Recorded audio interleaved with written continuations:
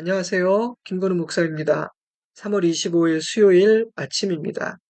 오늘의 매일 성경 묵상 본문은 요한복음 16장 16절에서 24절, 제목은 잠시의 슬픔, 영원한 기쁨인데요. 오늘은 본문 전체를 한 절 한 절 함께 묵상해 보고자 합니다. 13장 31절부터 시작된 예수님의 마지막 레슨, 고별 설교라고도 불리우는 중요한 가르침이 계속되고 있습니다.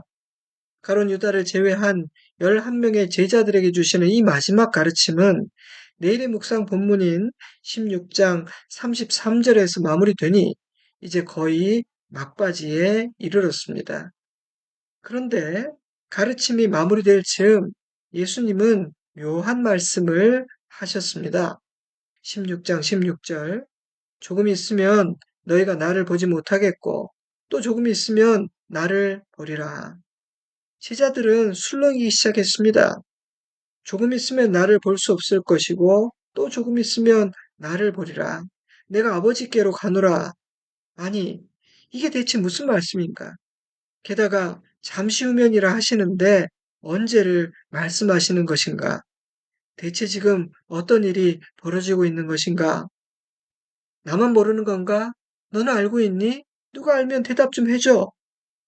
제자들은 서로 묻고 답했지만 답을 찾을 수 없었을 거예요. 이런 제자들의 의문과 당황스러움이 저는 이해가 됩니다. 우리는 이 이야기의 결말을 알고 있지만 제자들은 전혀 모르기 때문입니다. 목사님, 참 어리석은 제자들 아닙니까? 예수님이 이미 수천에나 예고하셨는데 말입니다.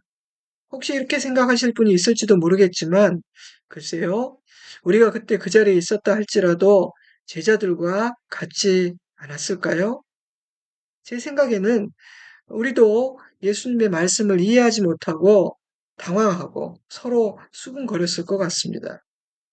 며칠 전 예루살렘에 들어오실 때 수많은 무리들이 종려나무 가지를 흔들며 후산나 찬송하리로다 외치며 맞이했던 예수님이 아니십니까? 그 모습을 본 바리새인들이 자포자기하여 우리가 하는 일이 다 소용없다. 온 세상이 예수를 따른다 탄식했던 인기가 급상승 중이던 그런 예수님이 아니십니까? 아마도 제자들에게는 그날의 흥분이 아직도 가시지 않았을 터인데 그런 예수님이 다음날 새벽 체포되어 십자가에 달려 죽으실 줄 어찌 상상할 수 있었겠습니까? 십자가가 우리를 구원하시는 하나님의 지혜와 능력일 줄, 죽임당한 예수님이 다시 부활하실 줄, 그 누가 상상할 수 있었겠습니까? 그 모두가 인간의 지혜를 훌쩍 뛰어넘는 일이니 말입니다. 때문에 저는요, 당황하는 제자들의 모습이 이해가 됩니다. 제자들끼리 조용히 수군댔지만 예수님은 그들의 속마음을 아셨습니다. 그래서 제자들이 지닌 의문에 대해 이렇게 답해 주셨습니다. 16장 20절에서 22절입니다. 내가 진실로 진실로 너에게 이르노니 너희는 곡하고 애통하겠으나 세상은 기뻐하리라. 너희는 근심하겠으나 너희 근심이 도리어 기쁨이 되리라. 여자가 해산하게 되면 그 때가 이르렀으므로 근심하나 아기를 낳으면 세상에 사람 난 기쁨으로 말미암아 그 고통을 다시 기억하지 아니하느니라. 지금은 너희가 근심하나 내가 다시 너희를 보리니 너희 마음이 기쁠 것이요 너희 기쁨을 빼앗을 자가 없으리라. 예수님은 제자들의 어리석음과 무지를 책망하지 않으시고 비유까지 곁들여 아주 자상하고 따뜻하게 설명해 주셨습니다. 예수님의 말씀을 풀어드리면 이렇습니다. 나의 죽음을 보며 나의 제자인 너희들은 가슴을 치며 슬퍼할 것이다. 그러나 세상은 나의 죽음을 보며 기뻐할 것이다. 자신의 죄악을 드러내고 엄히 책망하는 눈의 가시 같은 내가 죽었으니 자기들이 이겼다고 생각하며 기뻐하는 것이다. 그러나 너희의 근심과 슬픔은 곧 기쁨으로 바뀌게 될 것이다. 이렇게 비유해 볼까? 해산을 앞둔 산모는 해산의 고통 때문에 근심하겠지만 아기를 낳으면 그 모든 근심은 사라지고 큰 기쁨을 얻게 된다. 생명을 얻었기 때문이다. 그 기쁨이 얼마나 큰지 해산의 고통을 잊어버리고 또다시 새 생명을 얻고자 하지 않느냐? 마찬가지다. 잠시 후면 나는 너희를 떠날 것이고 그로 인해 너희는 근심하게 될 것이지만 조금 있으면 너희는 다시 나를 보게 될 것이니 기쁨을 되찾게 될 것이다. 내가 다시 돌아와 너희에게 줄 그 기쁨은 그 누구도 빼앗을 수 없는 기쁨이다. 그 기쁨은 너희가 경험했던 이전의 근심 고통과는 비교할 수 없는 크고 영원한 기쁨일 것이다. 이러한 예수님의 말씀에 대해 매일 성경은 이런 해설을 덧붙이고 있습니다. 예수님은 고난과 근심을 없애지 않으시고 기쁨의 재료로 삼으십니다.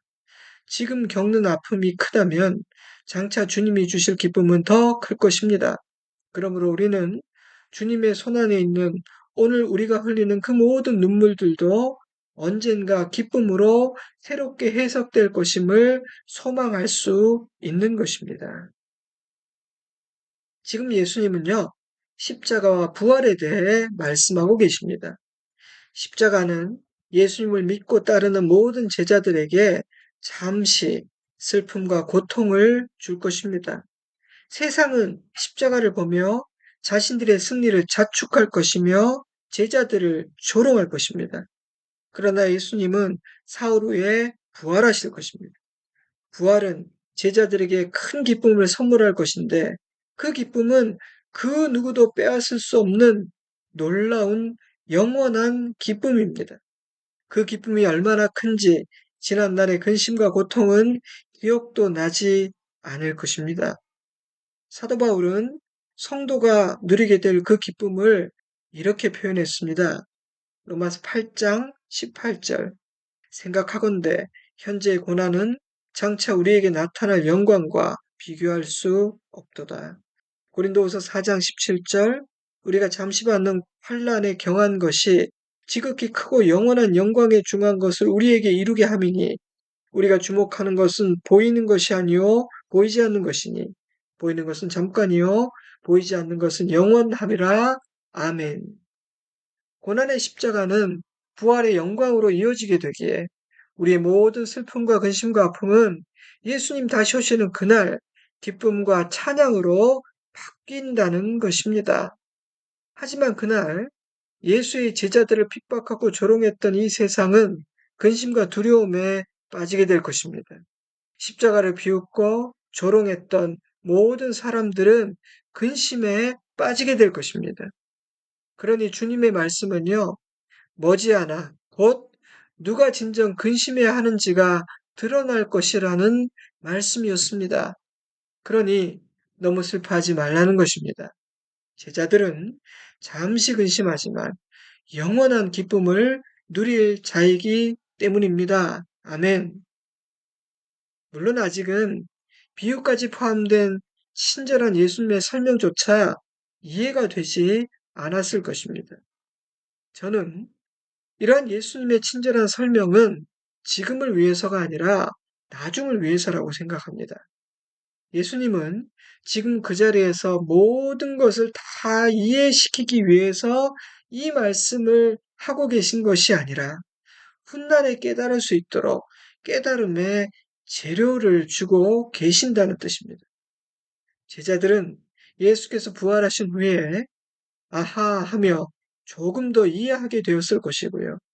예수님이 승천하신 후 성령께서 임하셔서 그들을 진리로 이끌어 깨우쳐 주실 그때에야 비로소 예수님이 주신 모든 말씀들을 하나하나 이해하기 시작할 것입니다. 그때 비로소 16장 7절 이하에 기록된 이런 말씀들도 이해가 되었을 거예요. 요한복음 16장 7절 그리고 12절 읽어드립니다.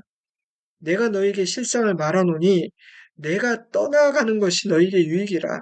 내가 떠나가지 아니하면 보혜사가 너희에게로 오시지 아니할 것이요. 가면 내가 그를 너희에게로 보내리니 그가 와서 죄에 대하여 의에 대하여 심판에 대하여 세상을 책망하시리라. 내가 아직도 너에게 이를 것이 많으나 지금은 너희가 감당하지 못하리라. 그러나 진리의 성령이 오시면 그가 너희를 모든 진리 가운데로 인도하시리니 그가 스스로 말하지 않고 오직 들은 것을 말하며 장래일을 너희에게 알리시리라. 아멘. 제자들은 그날 그 자리에서 다 깨닫지 못합니다. 그들은 훗날 주님의 부활을 경험한 이후에 성령 하나님의 조명 아래에서 하나하나 깨달아 가게 될 것입니다. 그러니 여러분, 지금 온전히 이해되지 않는다 하여도 날마다 말씀을 읽고 듣고 묵상하는 것은 매우 중요한 일이에요. 그렇게 내 안에 들어와 있는 그 말씀들이 때가 되면 깨달아지기 때문입니다. 내가 듣고 읽고 묵상한 그 말씀들이 성령님이 가르쳐 알게 하시는 깨달음의 재료가 되기 때문입니다. 그러니 재료가 많은 사람과 전혀 없거나 빈약한 사람이 어떻게 같을 수 있겠어요? 그러니 여러분, 지금 다 이해되지 않는다 하여 말씀을 읽고 듣는 일을 중단해서는 안 됩니다. 백날 읽고 들어도 잘 모르겠으니 그냥 덮어버리자. 헛짓이다. 지혜로운 생각이 아닙니다. 내가 듣고 읽는 말씀들은 때가 되면 싹을 틔우고 꽃을 피우고 열매를 맺는 씨앗과 같습니다. 씨앗이 뿌려져야 시간이 지나서 열매를 얻을 수 있는 것 아니겠습니까? 그러니 여러분, 오늘도 묵상하고 있는 여러분들은 지혜로운 분이십니다. 이 주제에 대한 예수님의 가르침은 이렇게 마무리됩니다. 16장 23절, 24절입니다. 그날에 너희는 아무것도 내게 묻지 아니하리라. 내가 진실로 진실로 너희에게 이르노니 너희가 무엇이든지 아버지께 구하는 것을 내 이름으로 주시리라. 지금까지는 너희가 내 이름으로 아무것도 구하지 아니하였으나 구하라. 그리하면 받으리니 너희 기쁨이 충만하리라. 예수님은 십자가 부활로 말미암아 우리가 드리는 기도가 달라진다. 기도의 차원이 달라지게 된다. 선언하셨습니다. 예수께서 선포하신 이 놀라운 진리를 히브리서는 이렇게 말하고 있어요. 히브리서 4장 15절. 우리에게 있는 대제사장은 우리의 연약함을 동정하지 못하실 리가 아니요 모든 일에 우리와 똑같이 시험을 받으신 이로되 죄는 없으시니라. 그러므로 우리는 긍휼하심을 받고 때를 따라 돕는 은혜를 얻기 위하여 은혜의 보좌 앞에 담대히 나아갈 것이니라. 그날 곧 예수님의 부활, 승천, 성령 강림 사건 이후 제자들은 더 이상 예수님께 묻지 않고 예수님의 이름으로 아버지께 구할 것입니다. 이제 우리는 하나님을 아빠, 아버지라 부르는 자녀로서 담대히 구할 수 있습니다. 십자가와 부활로 말미암아 아버지께로 나아가는 길이 활짝 열렸기 때문입니다. 죄인들을 가로막고 있던 휘장이 찢어져 버렸기 때문입니다. 자녀의 영을 부어주셨기 때문입니다. 성부 하나님은 성자 예수님의 이름으로 구하는 모든 것을 주실 것입니다. 지금까지는 예수님의 이름으로 구하지 않았지만 이제는 예수님의 이름으로 구하면 받게 됩니다. 구한 것을 받은 자는 기쁨으로 충만하게 됩니다. 약간의 기쁨이 아닙니다. 충만한 기쁨입니다. 큰 기쁨입니다. 예수님이 왜 이런 말씀을 주십니까? 사랑하는 제자들이 사랑하는 저와 여러분이 그 기쁨 누리기를 원하시기 때문입니다. 이미 모든 길이 열려 있으니 가서 취하기를 바라시는 것입니다. 사랑하는 성도 여러분, 십자가와 부활은 모든 것을 반전시킵니다. 세상은 예수님을 십자가에 못 박으면 모든 것이 끝난다고 생각했습니다. 그러나 십자가는 죄인들을 구원하신 하나님의 지혜요, 능력이요, 승리였습니다. 예수님이 떠나심으로 성령님이 오십니다. 예수님이 죽으심으로 기도의 차원이 완전히 달라지게 됩니다. 구약 시대에는 하나님 앞으로 직접 나가 구할 수 없었습니다. 그러나 이제 예수님의 이름으로 아버지께 구할 수 있고 아들의 이름으로 구하면 주신다고 약속하셨습니다. 때문에 예수님이 십자가에 달려 죽으실 때 제자들은 슬퍼하고 세상은 기뻐하게 되겠지만 곧 머지않아 상황은 역전될 것입니다. 제자들은 기뻐하고 세상은 근심하게 될 것입니다. 사랑하는 여러분, 끝까지 믿음을 지킨 자들의 마지막 결론은요, 빼앗기지 않는 충만한 기쁨입니다. 할렐루야. 오늘 본문을 묵상하며 저는 이런 말씀들이 생각이 났습니다. 로마서 1장 16절. 내가 복음을 부끄러워하지 아니하노니 이 복음은 모든 믿는 자에게 구원을 주신 하나님의 능력이 됨이라. 갈라디아서 6장 14절. 그러나 내게는 우리 주 예수 그리스도의 십자가 외에는 결코 자랑할 것이 없으니 그리스도로 말미암아 세상이 나에 대하여 십자가에 못 박히고 내가 또한 세상을 대하여 그러하니라. 우리에게 십자가가 모든 믿는 자에게 구원을 허락하시는 하나님의 능력임을 아는 지혜 있기를 주님의 이름으로 축복합니다. 그래서 십자가를 자랑하는 우리 되기를 바랍니다. 믿음이 있다는 사실이 나의 믿음이 나의 자랑이 되기를 주님의 이름으로 축복합니다. 십자가를 멸시하며 예수님의 죽음을 기뻐했던 자들은 근심하게 되고 예수님을 사랑하였기에 십자가를 보며 근심했던 제자들은 기뻐하게 됩니다. 저와 여러분, 우리 모두가 십자가를 보며 기뻐하는 자 되기를 바랍니다. 우리 모두가 잠깐 기뻐하다가 크게 슬퍼하는 자가 아닌 마지막에 크게 웃는 자, 주님이 주시는 큰 기쁨으로 말미암아 잠시 겪었던 그 고통이 기억조차 나지 않는 그런 복된 사람 되기를 바랍니다. 시편 126편 5절. 눈물을 흘리며 씨를 뿌리러 나가는 자는 기쁨으로 거두리로다. 울며 씨를 뿌리러 나가는 자는 반드시 기쁨으로 그 곡식단을 가지고 돌아오리로다. 아멘. 자, 오늘 묵상을 맺겠습니다. 오늘 묵상을 들으면서 내 마음에 남는 말씀, 나에게 주신 교훈은 무엇입니까? 그 말씀, 그 교훈을 붙잡고 기도하시기 바랍니다. 주님을 끝까지 믿고 따르면 큰 기쁨, 충만한 기쁨을 얻게 됩니다.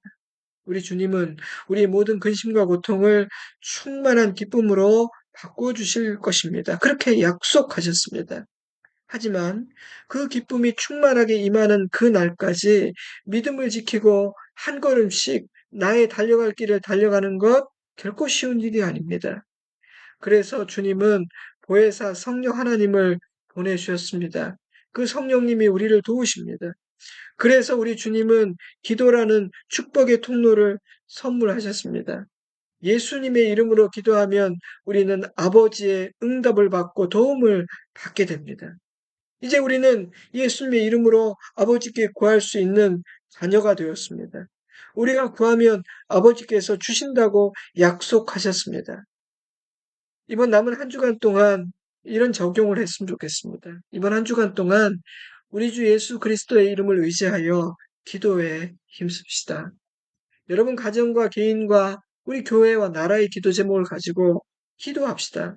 그리하여 응답받는 기쁨을 누리는 그런 충만한 한 주가 될 수 있기를 주님의 이름으로 축복합니다. 그동안 풀리지 않았던 것들이 풀리고 열리고 그동안 짓눌려 있던 문제에서 자유하게 되고 내 앞을 가로막고 있던 그 문제를 뛰어넘는 그런 놀라운 기도 응답의 은혜를 누리시기를 주님의 이름으로 축복합니다. 이제 잠시 기도하는 시간을 갖겠습니다. 저는 주일에 뵙겠습니다. 건강하시고 평안하시기 바랍니다. 샬롬.